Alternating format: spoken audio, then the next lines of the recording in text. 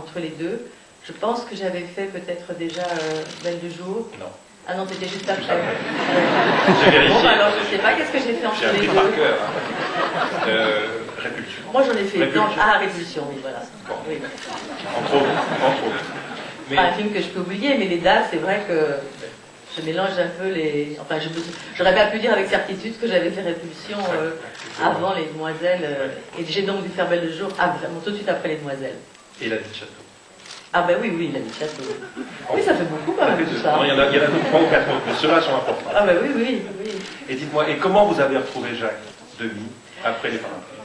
Mais je ne l'ai jamais vraiment quitté parce que c'est vrai que attention à tout le monde, à tous les niveaux, que ce soit les machinaux, c'était, il n'y avait pas un budget qui permettait d'avoir toute l'assistance technique qu'il aurait aimé avoir. Bref, on était très soudés, très proches, et moi j'étais totalement émerveillée par cette expérience en musique comme ça de film. J'avais jamais imaginé que ça pourrait être ça, de tourner un jour. Donc je suis restée très proche de lui et on s'est quand même vu assez régulièrement après entre ces deux films.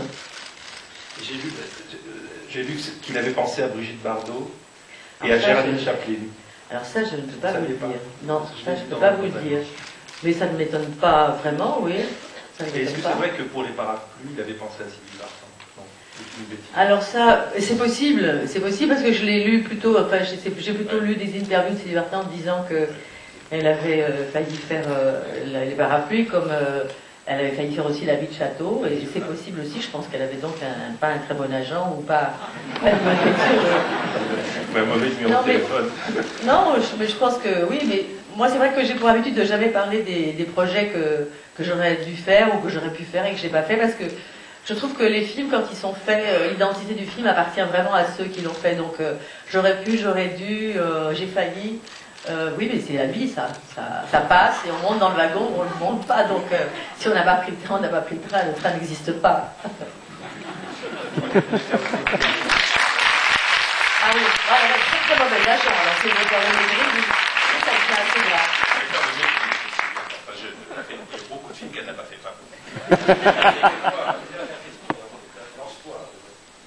Patricia, c'est toi qu'on fait cette fois. Oui, Oui, c'est vrai. c'est bien, mais C'est vrai. je suis ému, alors Mais oui. je suis ému. Je sais. Non, non, absolument. Mais non, ce qui est amusant, simplement, c'est en fait une anecdote, c'est que j'ai rencontré Jane Kelly un soir au drugstore des Champs-Élysées, alors que des amis et moi cherchions partout dans quel hôtel il était pour lui remettre une lettre et un scénario. Et par hasard, je l'ai rencontré là et on a parlé du tournage du film. Ah On oui. suivait, parce que des amis et moi, on suivait ce tournage en apprenant ce qui se passait dans les cahiers. Moi j'ai très peu tourné avec Gene Kelly, c'est surtout ma soeur qui a tourné avec lui. Et je me souviens quand il nous regardait répéter, parce qu'il venait des fois sur le tournage, même les jours où il ne tournait pas, parce qu'on est quand même parti en province assez longtemps, il disait que nous étions fragiles comme le roc de Gibraltar. Ça nous était resté longtemps, ça. Il y a quelque chose qui me... Qu'est-ce que vous pensez du rêve américain de Jacques Demy, qui est toujours, dès Lola, il y a le rêve, l'idée du rêve américain. Et Mais je pense que les rêves sont faits pour vous porter toujours plus haut. Donc, il a tourné un film après, Model Shop aux États-Unis.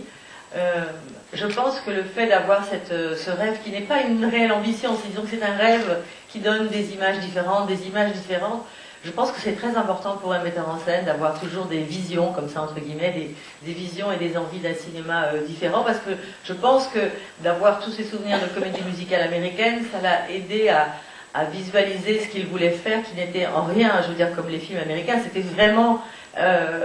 les films de Jacques Demy, les films musicaux de Jacques Demy sont vraiment des choses très audacieuses et très simples apparemment, comme ça, extrêmement... mais je pense que c'est les comédies américaines quand même qui l'ont porté vers ça, ah oui, qui l'ont vraiment inspiré. Et c'est vrai que d'avoir un rêve ou une chose comme ça qui vous porte, je pense que ça aide énormément ensuite à pouvoir coucher ça sur un scénario et à l'écriture et des dialogues comme l'écriture de la musique. Je pense que c'est vraiment quelque chose qui... C'est très très important de rêver tout éveillé. Une question avec Jacques Demy, est-ce qu'il y avait beaucoup de répétitions, est-ce qu'il y avait une partie d'improvisation? Non, pas du tout. Pas du tout. De toute façon, je vais vous dire, c'est tellement, techniquement, c'est tellement compliqué avec les playbacks de musique et la danse, que c'est absolument impossible. Non, non, il était très exigeant, très calme, très doux en apparence, mais très exigeant. Et il ne pouvait pas y avoir d'improvisation, tout était réglé vraiment. Mais il aimait beaucoup qu'il reste comme ça une impression de bonne humeur, de fantaisie, qui était tout à fait écrite quand même. Simplement, il fallait avoir l'air évidemment de... il tenait beaucoup à ce que ça ait l'air d'être vraiment créé sur l'instant.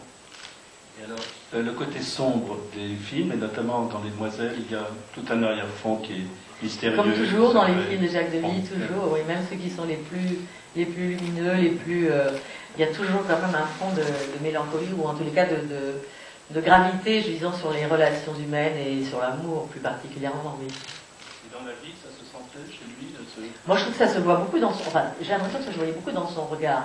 Oui, je trouve qu'il a des grands yeux très, très doux, mais quand même qui sont assez graves, oui, assez mélancoliques.